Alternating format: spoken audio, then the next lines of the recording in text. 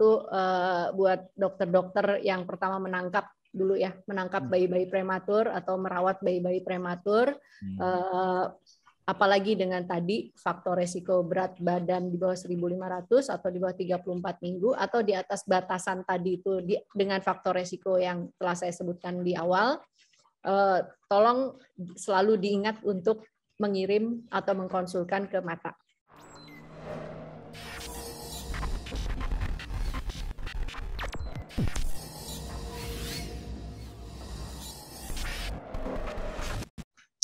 Assalamualaikum warahmatullahi wabarakatuh. Alhamdulillah kita bertemu kembali di podcast Dr. IC Berbagi, A Stage for the Real Expert, dengan tagline yang tetap sama, duduk manis, berpikir kritis, dan tetap optimis. Wah, tuh hampir saya lupa, udah latihan-latihan nih kayak gini. Di malam ini kita tappingnya malam hari ya. Kita kedatangan tamu yang sangat istimewa. Ada dua tamu saya ya. Yang pertama adalah Ibu Prima atau biasa dipanggil Bu Mima. Nanti kita akan kulik apa sih sebetulnya kiprah beliau dalam tema kita kali ini, dan kemudian juga salah satunya adalah teman saya, Dr. Julie. Kita panggil dulu ya, Ibu Mima. Assalamualaikum, Bu Mima. Waalaikumsalam warahmatullahi wabarakatuh, Dok. Selamat malam. Malam. Gimana, sehat? Alhamdulillah sehat. Alhamdulillah. Masya Allah. Terus yang kedua nih, Dr. Julie, kita panggil lagi deh. Yuk, Dr. Julie, assalamualaikum. Waalaikumsalam, Dr. IC. Assalamualaikum, Bu Mima. Apa kabar semuanya? Nggak praktek, Jul, malam-malam? Nggak lah, saya bukan penganut praktek sore. Oh gitu, asik. Gaya negeri sore pulang di rumah. Mirip sih kan. Kalau gue suka tuh kayak gitu tuh. Oke, nah kita bicara malam ini mengenai ROP ya, Retinopathy of Prematurity. Mungkin saya mulai dari Bu Mima dulu nih. Bu Mima, saya dengar Bu Mima ini kiprahnya di Prematur Indonesia, dan apa hubungannya dengan ROP? Mungkin bisa diceritakan bagaimana kemudian Bu Mima bukan nyangsang ya, kemudian terlibat di komunitas tersebut. Monggo Bu Mima. Terima kasih, Dok. Dr. Esi, Dr. Julie. Senang sekali bisa bergabung nih. Udah sering ngikutin podcastnya Dr. Esi, keren. Alhamdulillah.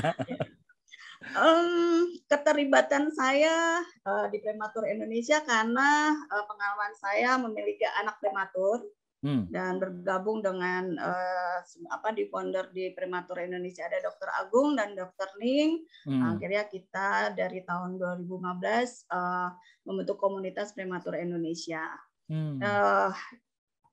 Dari Prematur Indonesia kita tahu bahwa setiap anak yang terlahir prematur ada screening wajib ya yang harus dijalaninya. Kemudian salah satu resiko dari kondisi prematuritas adalah ROP, Retinopathy of Prematurity. Nah, ini yang seringkali menjadi kendala buat teman-teman para orang tua prematur Indonesia untuk bisa melakukan screeningnya. Nah, ternyata dari banyak orang tua dengan anak prematur, sebagian ada yang mengalami anak-anaknya mengalami kondisi ROP, dan dampak ROP apabila tidak tertanam dengan baik di awal diagnosa, resiko terburuknya adalah kebutaan. Nah, flashback sedikit, saya sendiri memiliki anak prematur dan juga salah satu kan anak saya kembar, Dok. Salah satu kembar anak saya ini mengalami kondisi ROP stage 5. Kondisinya totally blind, jadi benar-benar tidak bisa melihat gitu kan. Saat ini usianya sudah 16 tahun, namanya Balkis. Udah SMA kelas 1 sekarang atau kelas 10 ya kalau istilah sekarang gitu. Jadi antara Prematur Indonesia dengan komunitas baby community yang saya asuh, ini erat banget kaitannya. Gitu. Oke, tahan dulu nih Bu Mima.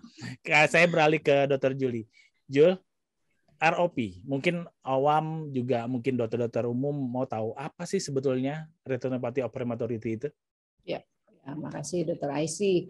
Ya, sekali ini saya sangat bersyukur nih diundang Dr. Aisy ya untuk bicara atau diskusi atau ya Ngobrol-ngobrol bincang-bincang kita. tentang ROP ya, betul. Karena memang makin ke sini belakangan ini memang semakin banyak ya kasus ROP ya Bu Mima ya. Mungkin di komunitas Ibu Mima juga makin bertambah nih ya. Terutama juga di masa pandemi ini ternyata juga semakin meningkat kelihatannya ya, karena ibu-ibu COVID, ibu hamil dengan COVID yang terpaksa bayinya ada beberapa kasus yang dilahirkan lebih cepat ya, sehingga ya kita lakukan screening, ditemukan ROP. Apa sih ROP itu sebetulnya? ROP adalah tadi Bu Mima udah jelaskan, retinopathy of prematurity. Jadi atau bahasa Indonesianya retinopati prematuritas. Jadi gangguan pertumbuhan pembuluh darah retina yang terjadi pada bayi prematur ya. Tentunya ROP ini tidak terjadi pada semua bayi prematur ya. Jadi ada high risk ROP namanya ya, batasan-batasan di mana ROP ini bisa terjadi ya. Jadi satu pada bayi yang lahir di bawah 32 sampai 34 minggu per usia gestasinya atau usia kehamilannya, atau di bawah 1.500 gram ya. Di bawah sama dengan ya. Atau bisa aja di atas batasan yang tadi itu, jadi misalnya di atas 34 minggu, di atas 1.500 gram, tapi dengan faktor resiko. Apa lain, itu faktor resikonya? Ya. Jadi bayi prematur itu kan seringkali diberikan suplementasi oksigen ya dalam jangka waktu yang lama, yang panjang ya, terutama lebih dari 1 minggu. Nah, hal ini pun bisa memicu. Jadi serba salah memang buat dokter anak, tidak diberikan oksigen, paru-parunya belum mampu untuk berfungsi secara optimal, diberikan oksigen, ada dampak yang bisa terjadi juga gitu ya. Yang kedua, sepsis atau infeksi selama masa perawatan. Kemudian transfusi darah berulang juga bisa beresiko terhadap kejadian ROP atau meningkatkan kejadian ROP. Atau bisa juga dengan riwayat keluarga. Jadi misalnya anak ini anak kedua dan anak pertamanya juga dengan riwayat prematur, dengan riwayat ROP juga itu meningkatkan resiko gitu ya. Atau dengan gemeli seperti anak Ibu Mima juga ya. Jadi ada kembar, lahir kembar. Nah, itu juga bisa meningkatkan resiko itu, Dr. Aisy ya. Jadi kenapa terjadi gangguan pembuluh darah, pertumbuhan pembuluh darah? Jadi pembuluh darah di retina mata itu selesai tumbuhnya itu pada usia kehamilan 32 minggu ke arah sisi hidung ya. Mata kan ada ke arah sisi hidung dan ke arah sisi pinggir sini ya, keluar. Nah, ke arah hidung itu 32 minggu usia kehamilan, sementara ke arah sisi luar sini 40 minggu. Baru selesai. Jadi kebayang kalau dia lahir 30 minggu ya pembuluh darahnya belum selesai gitu loh. Ya. Nah, itu waktu itu Balkis umur berapa Bu Mima? 30 minggu, Dok. 30 minggu ya. 30 minggu dan berat badannya memang hanya 920. Jadi sangat anak saya kembar ya. 3 sebenarnya, 1 meninggal. Kembar 3. Ya. 1010 gram. Kakaknya si Alifa, kemudian Balkis itu 920 gram, kemudian yang meninggal Tantri itu 600 gram. Ya, masih alhamdulillah Bu ya, semuanya ada 2 yang bertahan ya. Memang Dr. Aisy dengan kalau dulu mungkin kita tidak menemukan ROP ya, atau kasus ROP itu rendah banget gitu ya. Karena apa? Karena perawatan bayi kecil zaman dulu itu nggak bisa survive belum seperti sekarang ya. Nggak seperti sekarang gitu. Sekarang nih perawatan bayi kecil, perawatan di perinatologi di rumah sakit, terutama ya di Jakarta ya, di daerah juga sudah mulai berkembang. Saya rasa karena getolnya atau sangat aktifnya Prof. Rinawati menggerakkan para dokter anak untuk lebih peduli pada bayi-bayi prematur. Jadi bayi prematur atau bayi kecil itu bertahan, survive. 600 hidup, 900 ada terus berlangsung, tapi dampak dari prematur dan berat kecilnya itu beresiko terhadap ya tadi kebutaan dan gangguan pendengaran ya. Jadi memang kemajuan teknologi, kemajuan fasilitas perawatan, tapi juga memberikan dampak yang perlu diwaspadai gitu. Oke, nah pada saat ini nih Bu Mima, pada saat pertama kali kan nggak tahu dong, nggak ngerti pada saat awal itu kan, ROP nggak kepikiran gitu katanya. Yang pasti taunya kan ini kembar 3, bayinya kecil-kecil semua. Terus kapan kemudian menyadari bahwa oh ini nih ROP nih gitu pada saat dulu 16 tahun yang lalu? Jadi dibilang nggak tahu juga nggak juga ya dok ya. Udah tahu duluan nih. Riwayat saya itu saya dapat kembar itu karena IVF gitu. Dan IVF-nya waktu itu saya masih berada di Malaysia gitu kan. Nah, dokter kandungan yang merawat saya pada saat itu sudah menyampaikan bahwa oke, ini triplet gitu kan. Resikonya, salah satu resikonya adalah kelahiran prematur. Jadi dari awal hamil memang sudah di warning gitu kan. Nah, salah satu resiko dari kelahiran prematur itu ya itu tadi bocor jantung, kemudian gangguan THT, kemudian juga ada ROP gitu kan. Waktu itu banyak deh udah dijelasin. Cuman waktu itu ya karena excited ya, saya sudah 8 tahun menunggu untuk bisa mendapat keturunan. Jadi ya udah terima aja gitu. Cuma nggak fokus gitu kan. Jadi kembali waktu itu kita selesai tugas, suami saya sudah selesai, kita kembali ke Jakarta. Nah dari situ ya udah tiba-tiba pecah ketuban dini, akhirnya lahir pada usia 30 minggu gitu kan. Ya waktu itu ya nurut aja sih sama dokter gitu kan. Nah begitu sudah waktu itu sekitar usia 5 minggu. Dokter anaknya merujuk untuk dilakukan screening mulai dari eko jantung, USG kepala gitu kan. Nah, akhirnya salah satunya adalah dengan ROP gitu kan. Waktu itu ya masih belum ngeh lah dok gitu kan. Iya. Gitu loh. Ya udah setelah dirujuk diperiksa, loh ini ada stage 3 gitu kan. Nah, setelah disampaikan stage 3, ayo waktu itu anak saya dirawat di Rumah Sakit Hermina, dirawat diperiksanya oleh dokter Girsang. Dari dokter Girsang, oke kita rujuk konsul ke dokter Syakon waktu itu. Masya Allah. Nah, jadi artinya emang udah diwanti-wanti ya pada saat itu ya? Ya, udah dapat informasi, cuman belum dok. Gitu kan. Nah, ya apalagi 16 tahun yang lalu dunia maya internet informasi juga nggak seheboh sekarang informasinya gitu. Belum. Jadi ya cuman dapat informasi cuman apa itu dan gimananya nggak ngeh gitu kan. Belum ngeh gitu kan. Dari dokter Syakon akhirnya disampaikan waktu itu saya direkomendasikan untuk berangkat ke Singapura untuk dilakukan tindakan. Ya udah akhirnya kita berangkat ke Singapura. Nah ternyata tipe ROP yang dialami oleh Balkis ini adalah tipe AP-ROP gitu loh. Nanti dokter Julie lebih detail deh kayaknya jelasin yang AP-ROP. Saya khawatir salah jelasin. Tenang. Jo, jadi hanya dalam beberapa hari aja dari ROP stage 3 langsung jadi stage 5. Oke. Nah, Jul, itu ada istilah teknis medis ya. Nah, jadi nanti waktu itu Balkis tindakan pertama adalah dengan laser. Kemudian setelah 1 minggu kemudian ternyata masih ada detachment gitu kan. Akhirnya dicoba vitrektomi.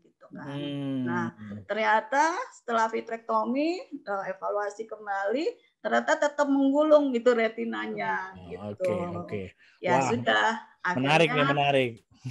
Tetap ROP stage 5-nya tetap berada menjadi ROP stage 5 itu tadi. Lama-lama Bu Mima nih jadi ahli retina nih, Jul. Betul. Betul sekali. Bisa jadi narsum. Gitu dok ceritanya. Nah, Jul, jadi baru deh waktu itu ya udah dalam perjalanan baru dia dapat informasi gitu kan dari dokter di Singapura waktu itu ditangani oleh dengan Profesor Eng Sekuan gitu kan. Ya sudah baru dia tahu gitu itu tuh ROP seperti ini ada state-nya, ada tipenya gitu, tindakannya apa dan baru di situ ngeh ya. Baru ngeh di situ. Iya, betul. Jo, kan Bu Mima ini udah sebetulnya udah dikasih tahu nih, udah diwanti-wanti nih. Sebetulnya bisa nggak sih kita mencegah Kan itu menjadi pertanyaan tuh. Kalau Ya, kita udah tahu, terus kemudian kita bisa nggak cegah gitu? Ya, oke. Jadi sebetulnya salah satu jenis kebutaan pada anak ya. Jadi kebutaan anak tuh kita bagi menjadi preventable, treatable, dan unavoidable ya, ya.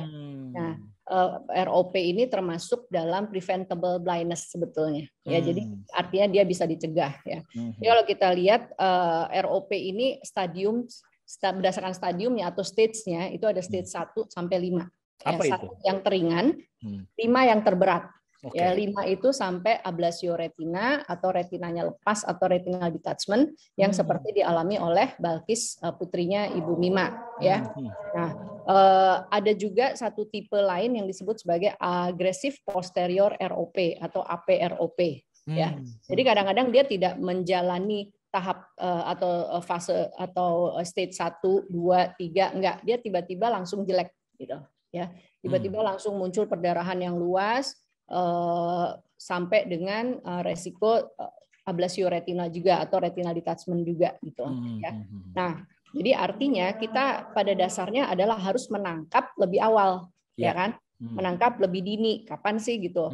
Jadi kalau kita secara nasional sempat mengumpulkan dokter anak dan dokter mata seluruh Indonesia waktu berapa tahun, awal-awal 2011 deh kalau nggak salah ya, 2011, dan akhirnya kita kumpulkan data-data bagaimana kejadian prematur di masing-masing daerah, dan akhirnya keluarlah suatu guideline nasional ya, guidelines untuk melakukan screening kapan. Jadi screening itu kita lakukan 4 minggu postpartum atau 4 minggu pasca kelahiran, atau mulai di atas 31 minggu berdasarkan postmenstrual age-nya atau usia menstrualnya gitu ya, atau usia kehamilannya gitu. Gestasi, jadi kalau misalnya bayi Bu Mima umur berapa minggu Bu lahirnya tadi 30 minggu. 30 minggu ya, kita bisa mulai melakukan screening pada saat dia masuk 4 minggu setelah lahir.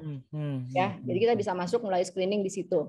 Nah, kenapa sih pakai batasan itu? Jadi secara evidence-nya, secara bukti ilmiahnya bahwa ROP itu memang tinggi terjadi pada 32 sampai 38 minggu per usia kehamilan, usia postmenstrual age ya, istilahnya PMA ya. Iya. Jadi makanya di masa tersebut, di durasi waktu tersebut harus dilakukan screening ya. Nah, jadi kalau misalnya kita temukan stage yang awal, ya nanti kita lihat lagi apakah dia terindikasi untuk diterapi atau tidak, gitu ya. Jadi ada batasan-batasan lagi. Nanti kita golongkan lagi, ada type 1 ROP, ada type 2 ROP. Kalau dia masuk batasan type 1 ROP, maka terapi yang menjadi pilihan adalah terapi laser atau krioterapi. Jadi tergantung dari letaknya. Tapi umumnya kita lebih sering melakukan terapi laser gitu. Jadi ada area di retina mata yang kita laser di area pinggirnya dengan tujuan mencegah perburukan lebih lanjut. Biasanya itu di stage 3 ya, atau stage 2 gitu, tapi zone yang lebih tengah gitu loh. Jadi ada batasan-batasan lagi, kayaknya saya nggak usah menerangkan secara detail di sini sih. Tambah keriting saya ntar kalau itu. Tambah keriting. Jadi intinya adalah ada batasan-batasan kapan kita harus melakukan terapi laser ya. Nah, bila dia udah masuk ke stage 4, maka pilihan vitrectomy itu menjadi harus dilakukan. Ya, kalau masih baru. Intinya masih baru ditemukan. Kalau masalahnya seringkali pasien itu datang dengan kondisi yang sudah lama. Ya, gitu. Jadi kita nggak sempat ikutin di awal, kita nggak sempat screening di awal.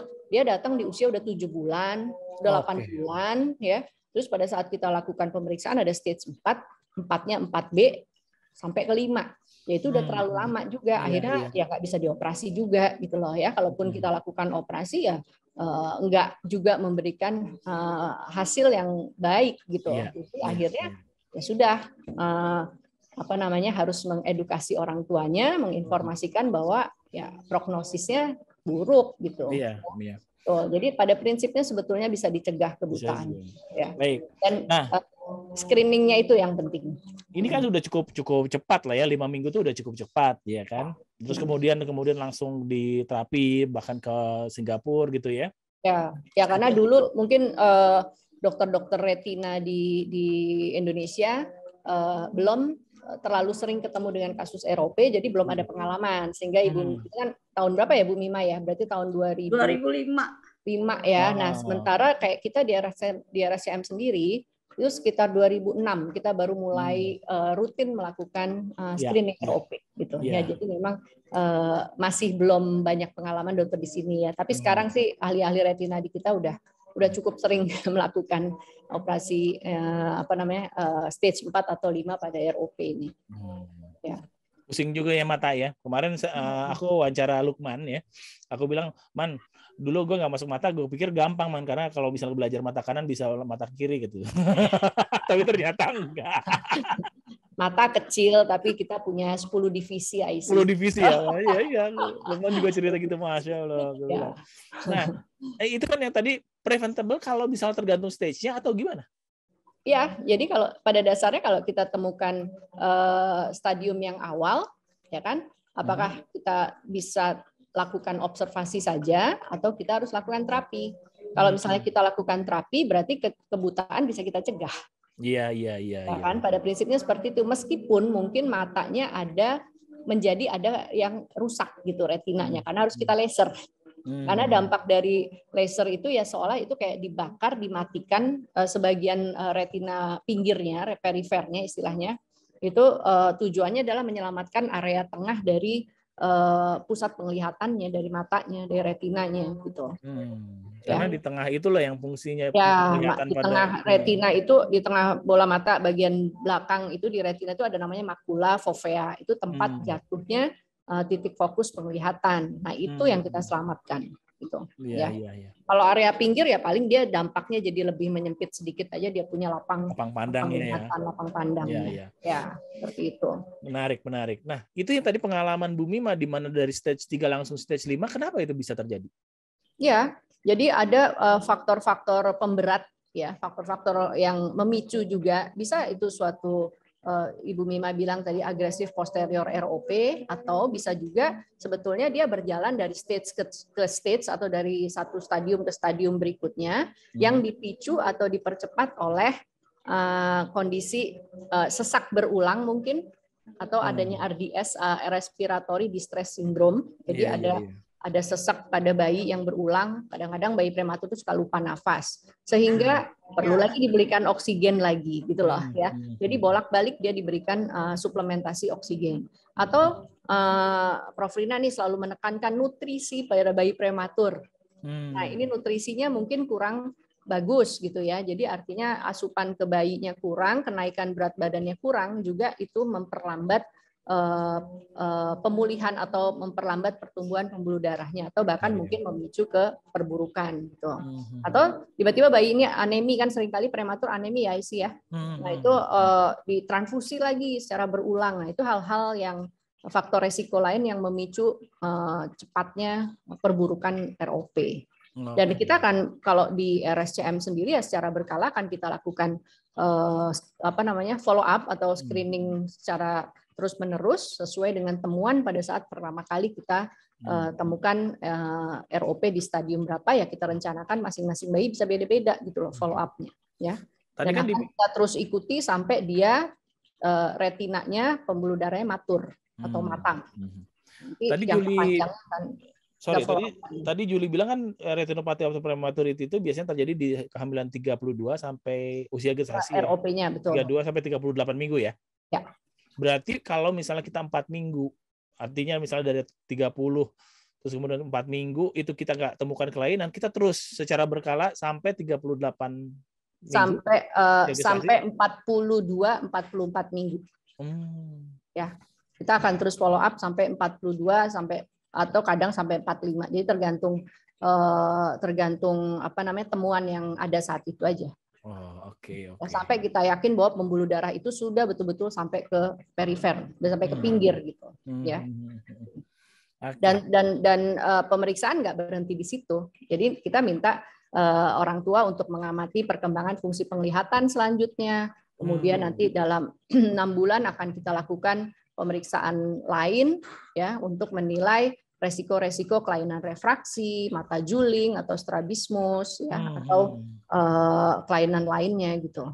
Yang lebih tinggi resikonya terjadi pada riwayat prematur dibandingkan lahir cukup bulan. Iya. Jadi nggak selesai di situ aja. Benar. Memang dahsyat sih, makanya nggak heran sih kalau ada komunitas prematur. Ya, betul. Di komunitas prematur sendiri itu apa yang dilakukan Bu Mima? Jadi kita melakukan edukasi kepada members gitu kan. Jadi di Facebook Prematur Indonesia itu kita sudah memfile. Jadi banyak sih dong, nggak hanya untuk ROP aja gitu kan. Dari mulai pertumbuhannya, karena kan harus dipantau juga kan. Grafiknya kita per awal lahir kita gunakan grafik apa, kita ajarin dengan grafik Fenton.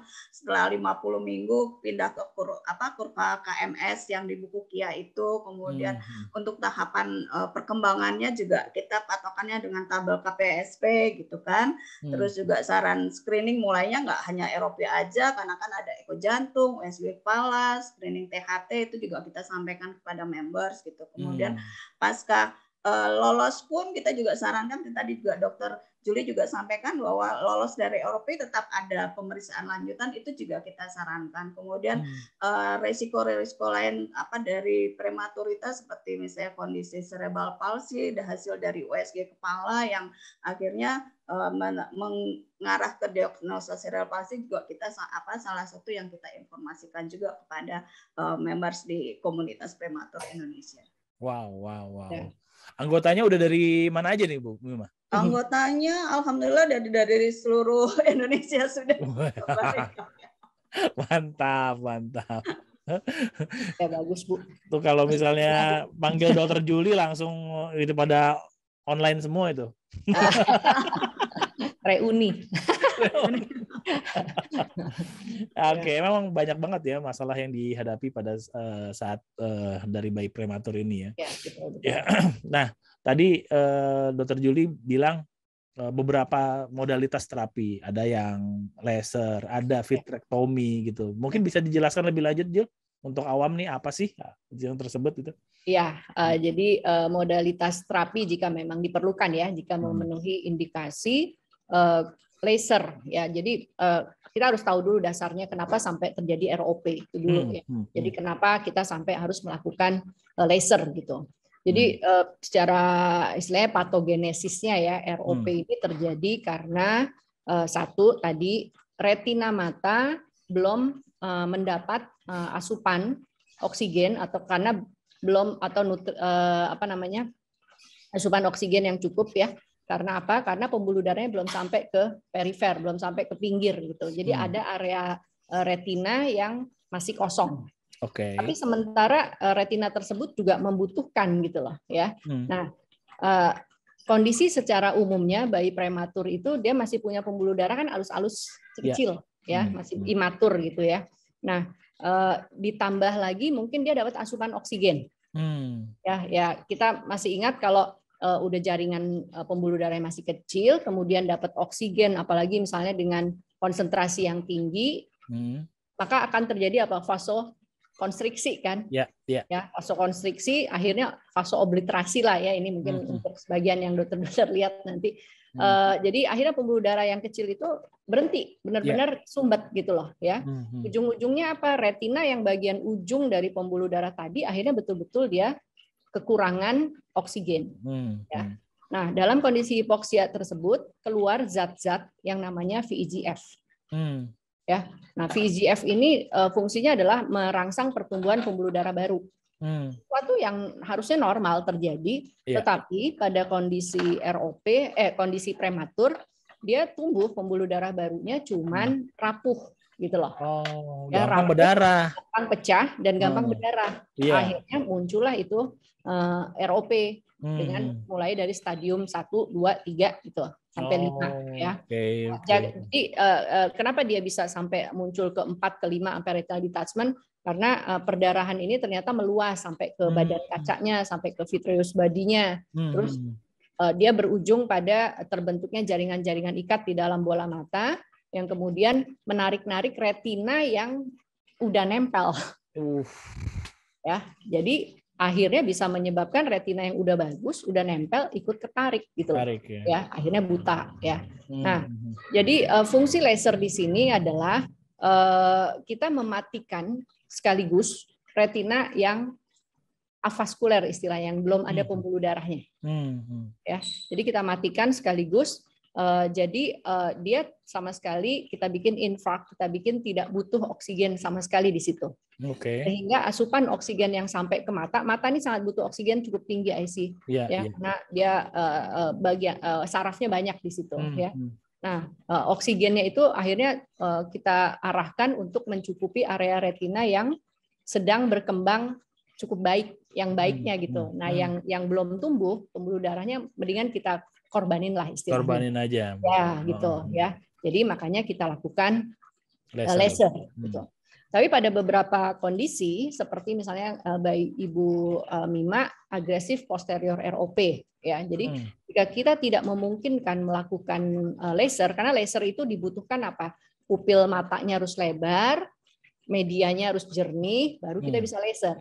Visualisasinya harus baik gitu ya.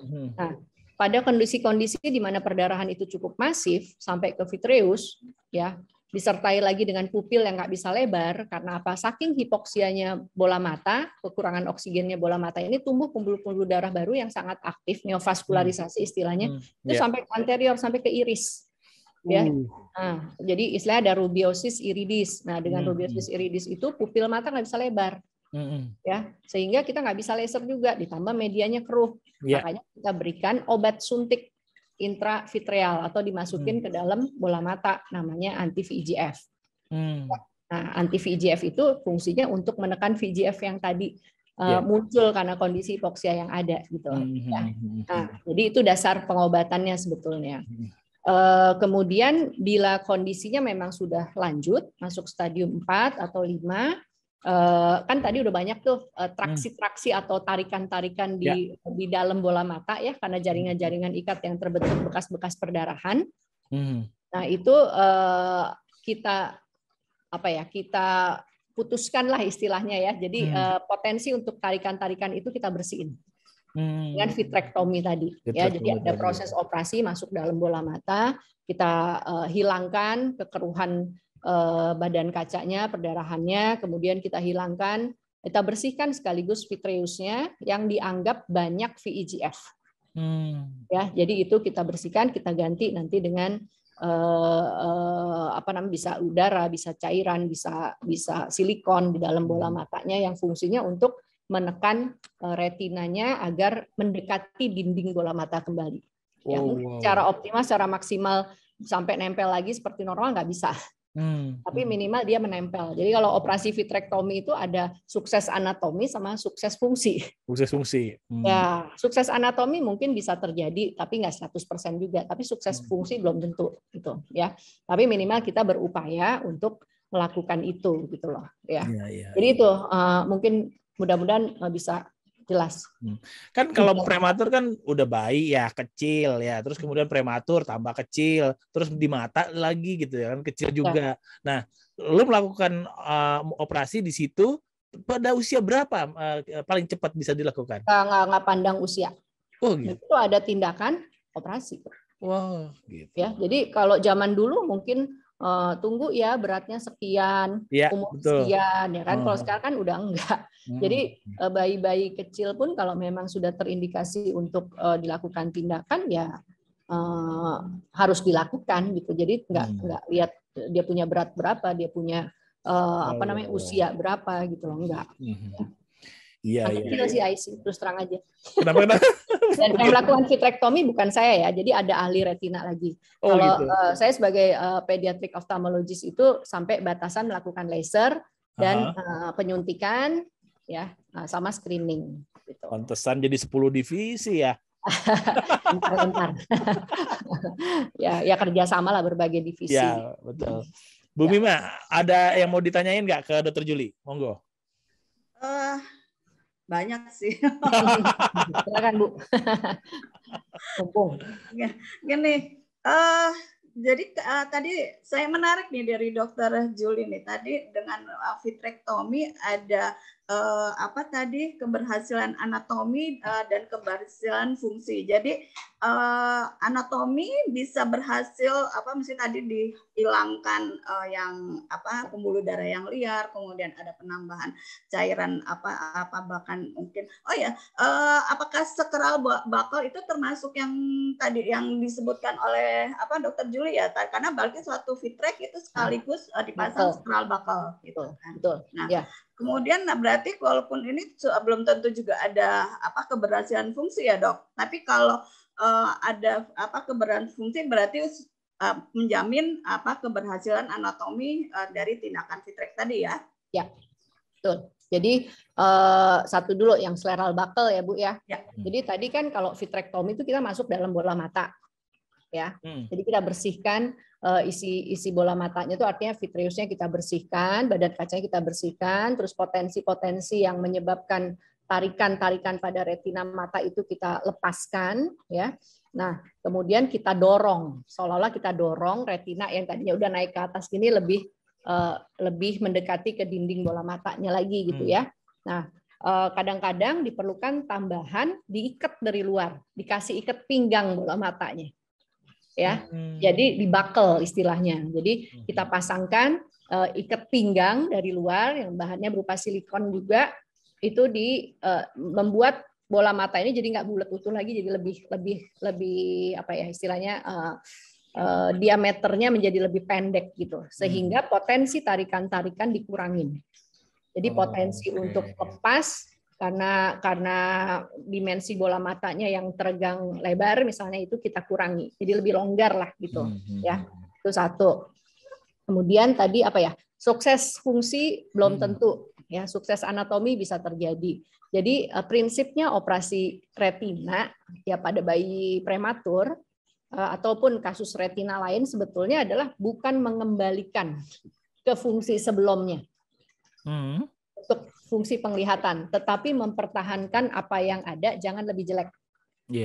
Itu yang selalu kita tekankan pada orang tua.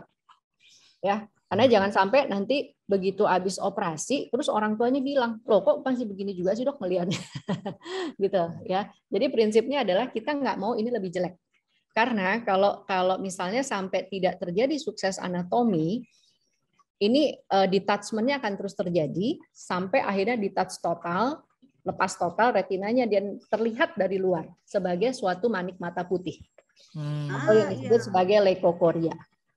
Ya, jadi kan akan berbeda kesannya. Itu dok. Nah, itu Balkis sudah putih banget. Betul. Jadi kesannya kan emang sering ditanyakan sama orang tua yang saya dampingin dok, udah operasi Bu gitu kan, cuman kok akhirnya tetap aja pada akhirnya anak saya kok nggak bisa juga melihat gitu kan, atau kalaupun dia masih ada sisa penglihatan nggak lebih dari hanya respon cahaya atau istilahnya siluet ya gerakan gitu. Cuman modal kalau dia bergerak dia nggak akan nabrak gitu karena ada sesuatu, cuma sesuatu di depannya itu apa nggak jelas gitu. Ya, intinya dia bisa udah itu jadi terjawab deh ya.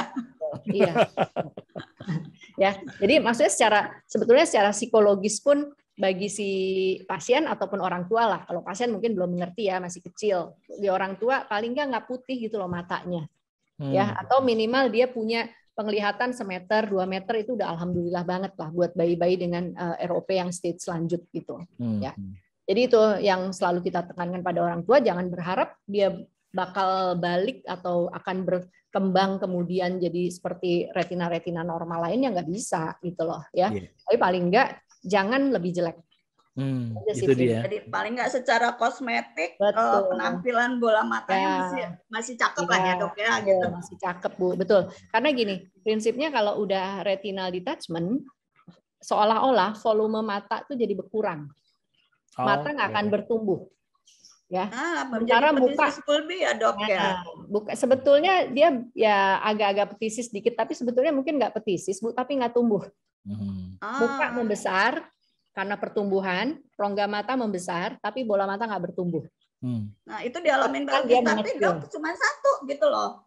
Ya, karena yang satu lagi mungkin lebih nempel. Kalau dia secara anatomi dia menempel, sukses anatomi, dia nggak akan dia masih akan ikut pertumbuhan yang relatif lebih bagus gitu dibanding yang tidak dilakukan vitrektomi gitu loh Bu. Ya.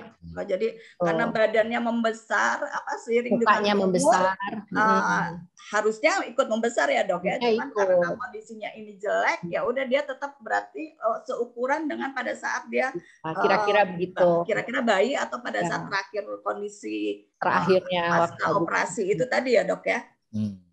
Ya. Oke, ada beberapa istilah ya mungkin ya. Kalau misalnya kita bertiga mungkin ngerti ya. Thesis bulbi apa? Ya, thesis bulbi.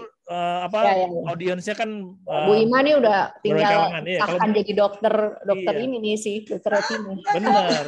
Dia kayaknya ini kampus berjalan ini. Iya, nanti iya betul. Bisa screening nih, kayaknya saya minta tolong screeningnya Bu Ima nih. Jemput bola. Oke. Jadi apa tadi thesis bulbi. Thesis bulbi adalah mata yang mengecil. Ya, karena ada suatu proses atau suatu kebocoran lah. Biasanya sih karena pernah ada kebocoran, entah itu ada akses keluar ataupun di dalam ada lepasnya retina gitu ya. Jadi matanya akhirnya tidak berkembang dan agak mengecil. Oke. Bu Mima, saya pengen tahu nih ya. Begitu misalnya Balkis kemudian stadium 5 dan kemudian ternyata kita udah upayakan qadarullah tetap dia blindness gitu ya. Nah, terus kemudian apa yang Ibu Mima lakukan? Ya, kalau kelas balik ke 16 tahun yang lalu berasa jungkir balik, Dok. Kaki jadi kepala jadi kaki. Ya kira-kira secara general apa supaya kita misalnya bisa antisipasi nih ya kalau misalnya sedih, terus yang ngeblank aja gitu kan. Cuman waktu itu saya akhirnya berpikir gini, kalau saya nangis terus gitu loh, ini anak nggak akan bisa tumbuh kembang dengan baik gitu kan. Gitu aja. Jadi yang mulai bikin saya agak-agak tersadar tanda kutip gitu kan, karena itu tadi ya nangis aja gitu kan. Kenapa saya gitu kan, apalagi perjalanan untuk punya anak ini panjang banget nih dok gitu kan, 8 tahun gitu kan. Anak terus yang diharapkan pula gitu kan, gitu loh. Setelah FIF prematur jungkir balik juga gitu, akhirnya dapat diagnosa stage 5, ROP stage 5 gitu kan, WMI gitu kan. Kenapa nggak anak dia aja gitu loh. Ya jadi bingung, sedih, ya itu semua campur aduk gitu kan ya. Cuman berpikir bahwa kalau saya terus nangis, ini anak tidak akan terstimulasi dengan baik gitu kan. Sementara dia punya hak juga untuk bisa tumbuh kembang gitu kan. Apalagi ya bersyukurnya lagi saya karena anak kembar ya dok ya, jadi punya indikator pembanding gitu kan. Si kakak udah mulai tengkurap nih gitu kan. Berarti si Balkis seharusnya juga sudah harus tengkurap gitu loh. Cuman ya gimana cara menstimulasinya, ya akhirnya itu tadi ngeliatin si Alifa gitu kan, dia kok gimana gestur tubuhnya kalau dia mau membalikkan tubuhnya gitu kan. Ya udah akhirnya saya latih Balkis seperti itu gitu kan. Jadi gitu tadi beruntungnya punya indikator pembanding gitu kan. Nah, kebingungan terus nanti nyari sekolahnya gimana, kemudian itu perjalanan panjang untuk bisa menemukan. Akhirnya saya bisa ketemu sekolah, waktu itu masuk ke SLB, kemudian perjalanan ya. Jadi waktu itu akhirnya saya berpikir ini saya yang ngalamin gitu loh. Di luar sana pasti banyak orang tua juga yang mengalami kondisi ini gitu kan. Ya udah akhirnya itu tadi saya mulai, karena udah mulai bisa menata diri, kemudian alhamdulillahnya kan anak prematur ini harus ngejar di 2 tahun pertama ya dok ya. Alhamdulillah setelah 2 tahun pertama tumbuh kembangnya Balkis sudah sesuai dengan anak-anak, delaynya sudah terkejar gitu kan. Jadi bisa tumbuh kembang seperti anak-anak pada umumnya gitu kan. Nah dari situ ya saya baru mulai mikir, pasti di luar sana banyak juga orang tua yang mengalami kondisi seperti saya. Jadi ya udah mulai dari situ ya udah oke. Dan belajar juga pengalaman dok. Jadi saya dulu setelah ditangani oleh dokter Syakon, saya dapat info gitu kan dari rumah sakit dari klinik KMN dokter notisakan bahwa ini loh Bu, ada juga orang tua dengan anak teropis terima. Ya karena saya saking pengennya belajar, ya saya coba dong kontak gitu kan. Nah ternyata responnya nggak welcome lah. Gitu. Jadi, akhirnya dendam Dok sebenarnya. Akhirnya saya dendam. Oke, kalau saya nanti punya sedikit ilmu, ya udah saya akan bagikan kepada orang tua dengan anak-anak dendam yang positif yang mengalami ini. kondisi tunanetra. Gitu. Ya udah, jadi dari situlah tuh akhirnya mulai jejaring ya gitu dengan teman-teman ya, akhirnya itu tadi alhamdulillah sudah ada baby community gitu kan, bisa kumpul banyak orang tua dengan anak tunanetra. Saya nggak nyebutnya tunanetra ya, karena kan penyebab gangguan penglihatan nggak hanya dari ROP, ada dari katarak, kemudian ada yang terakhir tidak ada bola mata dan sebagainya. Jadi saya menyebutnya baby community adalah wadah komunikasi orang tua dengan anak gangguan penglihatan. Gitu. Jadi tapi memang 80% teman-teman adalah dari anak-anak dengan kondisi ROP terima. Dari dendam itulah Dok. Jadi akhirnya ya Dok punya sedikit ilmu, oke saya share gitu kan dengan ini gitu loh. Jadi ya alhamdulillah bisa sowan dengan beberapa para dokter mata yang ini ya udah, akhirnya mereka kalau ya udah kasih nomor kontak saya, jadi bisa mereka orang tua bisa terhubung dengan saya gitu. Jadi saya bantu untuk pertama sih yang saya kuatkan adalah orang tuanya dulu sih Dok, bukan anaknya gitu. Iya, betul. Orang tuanya dulu, oke sedih nggak apa-apa, marah mau kecewa oke gitu, karena saya juga mengalami fase itu gitu. Cuman saya berwanti-wanti bahwa oke nggak apa-apa, mau dituntasin nangis monggo gitu, tapi jangan lama-lama karena anak itu untuk stimulasi untuk tumbuh kembangnya. Jadi kalau orang tuanya udah kuat, insya Allah stimulasi anak akan berjalan. Masya Allah. Barakallahu fikum. Ini sangat inspiring ya. Ya nggak banyak maksudnya yang mengalami seperti itu, tapi kemudian bisa bangkit lalu kemudian justru memberikan inspirasi buat sesamanya gitu. Masya Allah. Aduh, speechless gue nih kalau mendengar cerita-cerita seperti itu ya. Ya sih, betul. Saya sering sekali nih ketemu bayi-bayi seperti ini, ya gimana ya istilahnya breaking the bad news-nya ini loh. Ya kan? Nggak sedikit orang tua tiba-tiba pingsan di depan saya.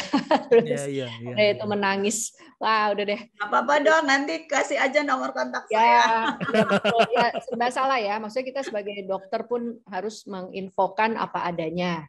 Ya, terus kan kalau kami selalu mencoba untuk berupaya menerangkan semuanya secara jelas. Jadi orang tua biar mengerti, tapi memang segala hal yang terkait dengan prognosis buruk itu atau yang kurang baik itu yang membuat orang tua jadi shock ya udah pasti gitu ya. Tapi ya seperti Bu Imi bilang tadi, jangan terlalu berlama-lama. Saya juga selalu bilang sama pasien saya, jangan terlalu berlama-lama. Silakan Ibu mau nangis gitu, ya kan?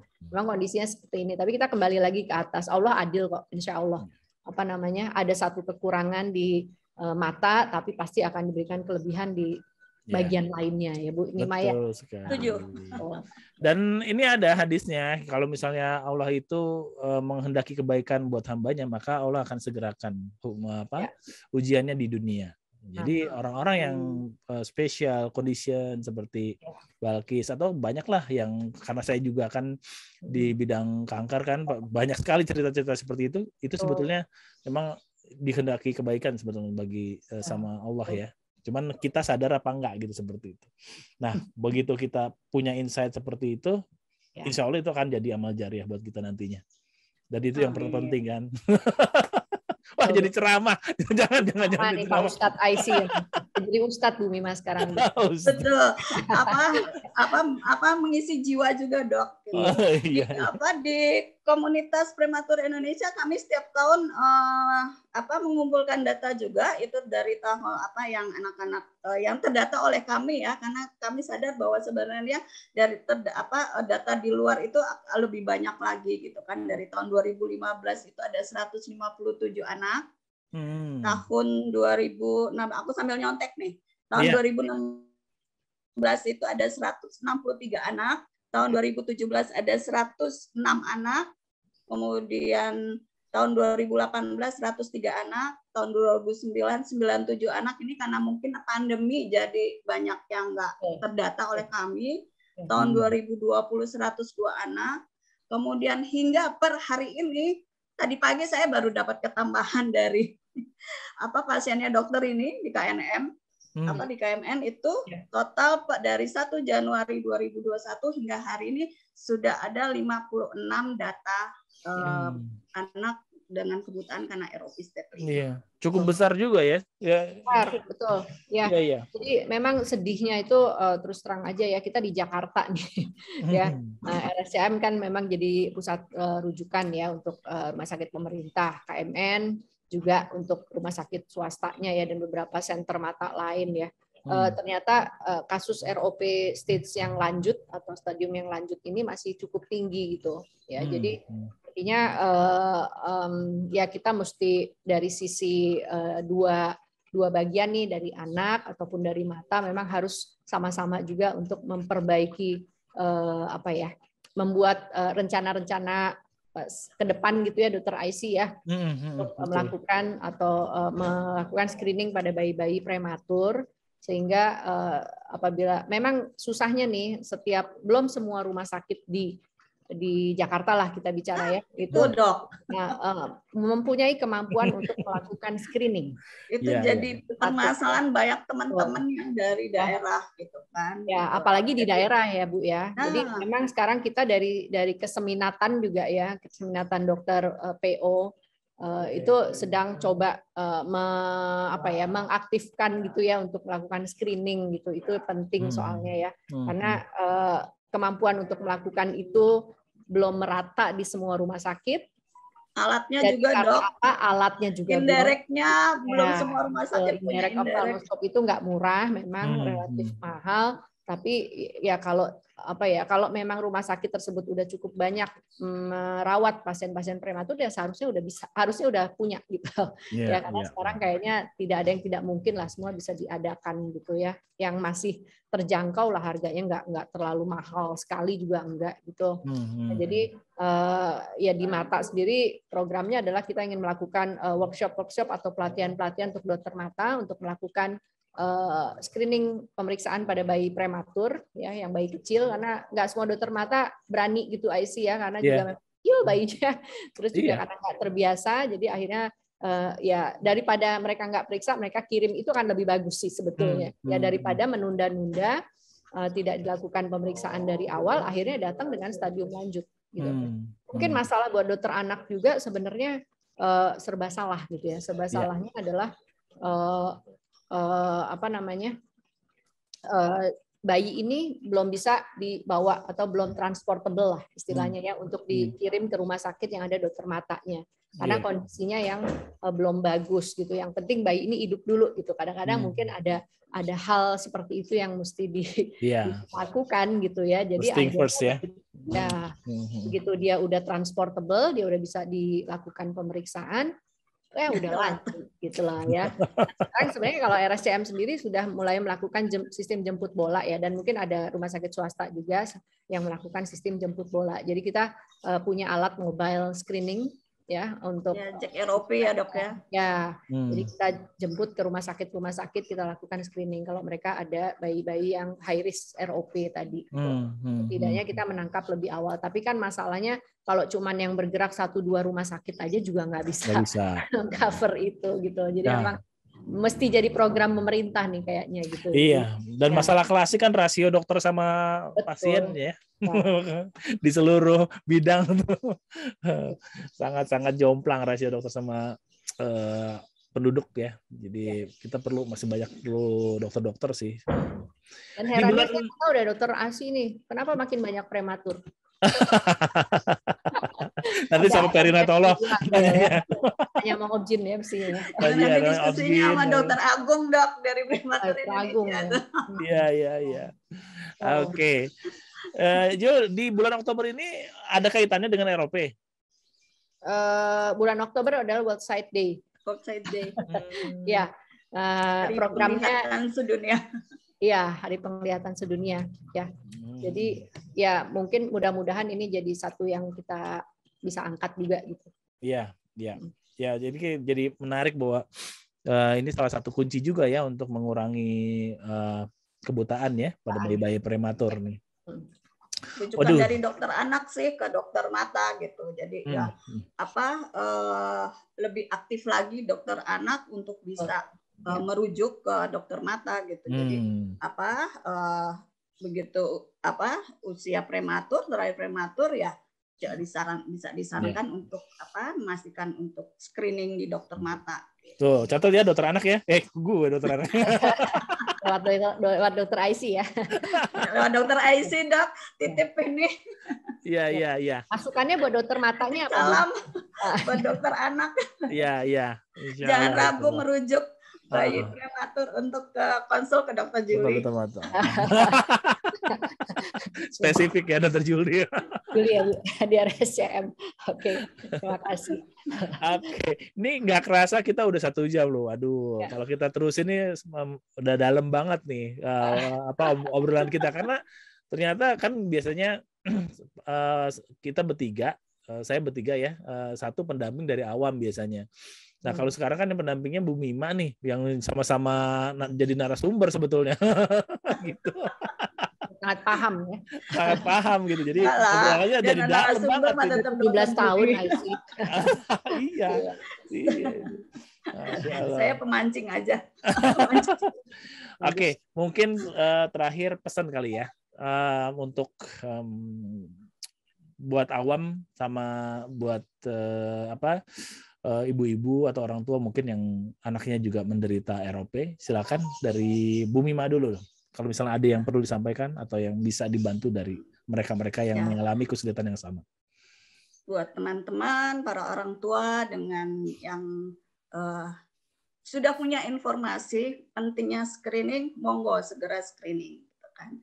Tadi sudah disampaikan bahwa kebutaan karena ROP ini sebenarnya bisa dicegah.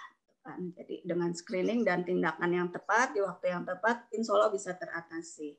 Buat teman-teman orang tua yang telah mendapat diagnosa ROP, jangan berkecil hati. Sedih boleh, kecewa boleh, bingung boleh, tapi jangan lama-lama. Anak-anak butuh stimulasi yang tepat untuk bisa tumbuh kembang. Insya Allah dengan stimulasi yang tepat, kelak anak-anak dengan kondisi gangguan penglihatan tetap punya talenta dan tetap bisa berprestasi yang tidak kalah membanggakan. Masya Allah. Kayaknya cukup. Lima udah lengkap sekali di Dokter IC. Iya. Tapi mungkin Dokter Juli bisa nambahkan untuk ini ya, untuk dokter umum atau misalnya dokter sesama dokter mata gitu. Gimana? Apa pesan yang bisa disampaikan? Satu buat dokter-dokter yang pertama menangkap bayi-bayi prematur atau merawat bayi-bayi prematur. Apalagi dengan tadi faktor resiko berat badan di bawah 1.500 atau di bawah 34 minggu atau di atas batasan tadi itu dengan faktor resiko yang telah saya sebutkan di awal, tolong selalu diingat untuk mengirim atau mengkonsulkan ke mata. Meskipun mungkin di rumah sakit tempat dokter-dokter ini bekerja tidak atau ada dokter mata namun belum ada alatnya, atau ada dokter mata tapi belum terbiasa untuk menangani ROP, setidaknya mereka kemudian bisa merencanakan konsul atau bahkan kalau memungkinkan mengundang dokter mata dari rumah sakit terdekat yang biasa melakukan screening, atau mengirim pasiennya ke rumah sakit yang ada dokter matanya yang biasa melakukan screening ROP. Itu dulu ya. Jadi jangan sampai si bayi ini akhirnya lewat begitu aja, tiba-tiba orang tua mendapatkan informasi bahwa perlu di screening ternyata dari komunitas. ibunya Ibu Mima ini ya. Jadi bukan dari dokter anaknya. Itu mudah-mudahan tidak terjadi seperti itu gitu ya Dokter Ais ya. Titip aja buat IDAI. Kemudian yang kedua untuk dokter-dokter umum juga yang juga mungkin berhadapan dengan ibu-ibu hamil dan bayi-bayi yang lahir prematur juga tetap untuk mengingatkan orang tua untuk membawa anaknya ke dokter mata. Atau mengingatkan minimal ya saling mengingatkan lah di tempat perawatannya masing-masing itu aja. Untuk dokter mata sendiri ya kita akan terus memperbaiki kualitas layanan pemeriksaan segala ya sama skillnya dan pengetahuan tentunya terkait dengan ROP ini. Mudah-mudahan semuanya bisa jadi lebih baik gitu, kebutaannya bisa. Amin. Masya Allah, amin ya rabbal alamin. Karena ROP makin banyak nggak bisa dicegah. Waduh, ini obrolan yang di malam ini yang 1 jam ini sangat bergizi tinggi nih ya. Kita masuk dalam satu topik yang kemudian kita dalami karena dari berbagai segi ya. Ada dokter ahli retina, terus kemudian juga ada saksi hidup dan kemudian juga yang menginspirasi dari membuat satu komunitas sendiri untuk kemudian menyebarkan pengalaman yang didapatnya. Ini adalah orang-orang yang menurut saya hebat-hebat nih. Terima kasih Bu Mima, terima kasih Dokter Juli ya. Sampai ketemu lagi. Sama-sama. Itu tadi Bu Mima ngasih nomor telepon ke Dokter Juli. Mudah-mudahan nanti bisa interaksi ya. Ininya ya Bu ya, brosur-brosur. Siap Dok. Komunitasnya ya karena penting sekali nih. Dan nggak cuman ROP ya Bu ya. Ya. Ya karena memang karena ada yang yaitu anoptalmia, kemudian ada yang karena katarak, kemudian ada karena retinoblastomi. Wow. Itu ya Bu ya, Bu Mima. Ya. Jangan bosan untuk terus siap, insya Allah Dok, siap. Karena kita memang butuh ya orang-orang seperti Bu Mima ini, karena kan kesehatan itu bukan cuma dokter ya, bukan cuma pemerintah, tapi memang ada peran serta masyarakat juga yang seperti ini gitu. Negara kita banyak masalahnya, tapi optimis kalau kita kerjain bareng-bareng ya dengan izin Allah, insya Allah kita bisa mengatasinya. Oke, kita sampai di ujung dari podcast Dr. IC berbagi Stage for the Real Expert pada malam hari ini. Masya Allah, obrolan yang seru di malam yang dingin, tetapi kita tetap dengan topik-topik yang hot ya. Dengan tagline yang sama, duduk manis, berpikir kritis, dan tetap optimis. Terima kasih Bu Mima, terima kasih Dr. Juli. Sampai ketemu di episode selanjutnya. Ya. Assalamualaikum warahmatullahi wabarakatuh. Waalaikumsalam Dr. Juli, Dr. Aisy. Terima kasih ya. Assalamualaikum warahmatullahi wabarakatuh. Assalamualaikum. Waalaikumsalam.